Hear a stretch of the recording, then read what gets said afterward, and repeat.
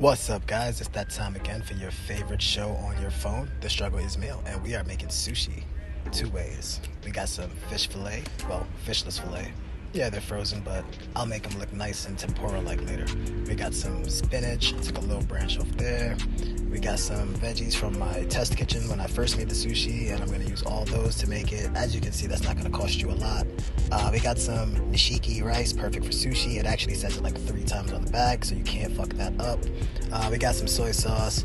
We got some pickled ginger. We got some wasabi. We also have the seaweed wrap, and look, it expires on my birthday. Lit. Then you got all the seasoning you need, which is pretty minimal. Some sea salt, black pepper, onion powder, garlic powder, and some oregano. Wait, paprika. I meant to say paprika. Then you got your little bit of veggies here, and we're going to wash all that. But first, I want to grab a few things that I forgot, which we'll need some sesame oil for the mushrooms. And for the rice, we're going to also need some of that sushi vinegar.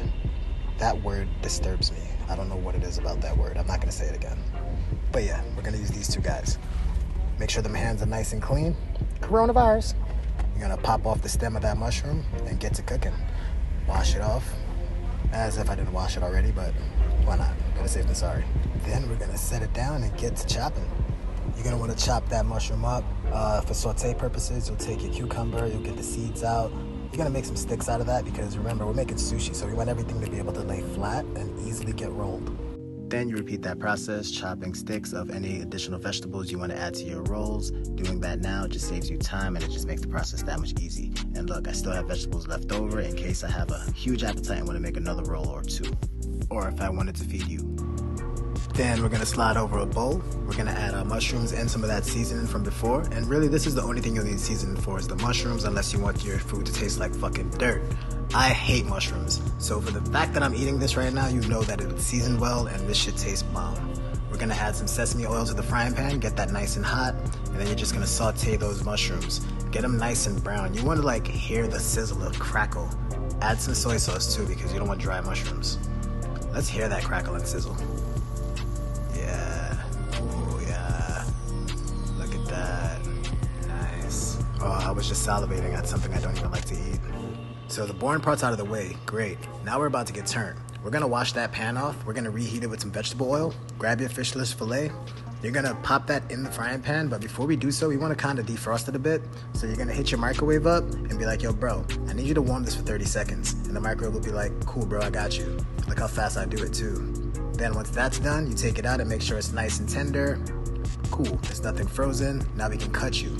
So you'll grab your sharpest knife and you'll cut it into thirds because we're going to put that straight in the roll of sushi once it's fried up, and it's going to really look like some tempura. Here we go. Nice and hot. You go in there. Oh, the rice. That's already done.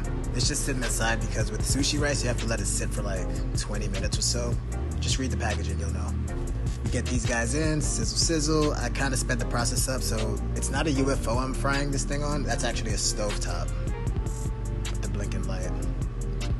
And that's a whole lot of grease for not a lot of food. So take my word for it and use maybe a quarter of the amount of grease that I used.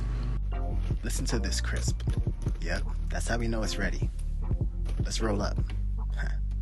Here we go. All right, I'm gonna take the rice V word. We gotta do something about that word. And you're gonna mix it with the sushi rice in order for it to spread evenly and spread without sticking all over the place. And I just remembered that you're gonna also need a little bit of some cold water. That's for your fingertips. It's just gonna help you spread the rice. So once you do that, you make sure you evenly spread a nice thin layer of rice. You don't wanna put too much. And I haven't mentioned before, but that seaweed wrap is actually laying on top of a sushi rolling mat. Make sure you have a sushi rolling mat. If not, it's not gonna happen. You're not gonna roll sushi. Once your rice is evenly spread, you take your ingredients and you get to rolling. So for the first roll, we're gonna lay some spinach out, some of the sauteed mushrooms, some of the cucumber sticks, some carrot sticks, and you're gonna take that rolling mat and be kind of firm here, but don't go too hard, you don't wanna smush it. And you're gonna just evenly roll that, nice and tight. Take some water, adhere it so it doesn't open on the ends, and you're just gonna set that aside because you're gonna cut it later, but you just wanna make it set while you get another seaweed wrap. And we're gonna actually just found an avocado that was in the fridge for a few days, and look at that, it's still pretty good. So we're gonna actually throw that in this next roll. God, I love sushi. Slice this up real quick. right, so lay out the rest of my rice, get an even spread, and we're actually gonna roll this one in reverse. I just like my sushi to look different, although it's the same rice and the same seaweed. I feel like we eat with our eyes first, so take another mat, flip it over, and watch me do my work. We're good to go. All right, take note. You're gonna lay out your spinach, some of those peppers that you chop, a little bit of cucumber sticks, let's throw some avocado and the fish fillet in there. And you're gonna really wanna be gentle with this because you don't wanna get rice everywhere, but you're gonna do the same technique you did with the first roll. And get that mat to just give you a nice little fat roll. Now it's time to cut. Slice, slice, slice, slice, slice, slice. Now it's time to plate. Look at this. Come on, come on, come on. Anybody could do this.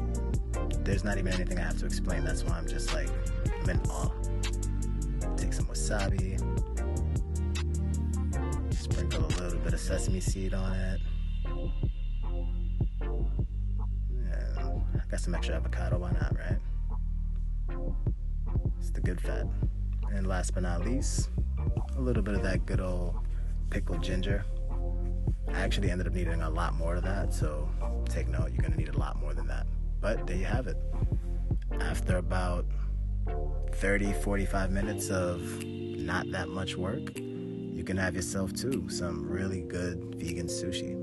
And you're not sacrificing much because it has the same look, it has the same taste, and you're gonna enjoy it a lot. The only regret that I have about this is the fact that I'm now finding out that I could have done this probably years ago. So yeah, enjoy it with a nice drink and have a great time. Oh, you're welcome, motherfucker.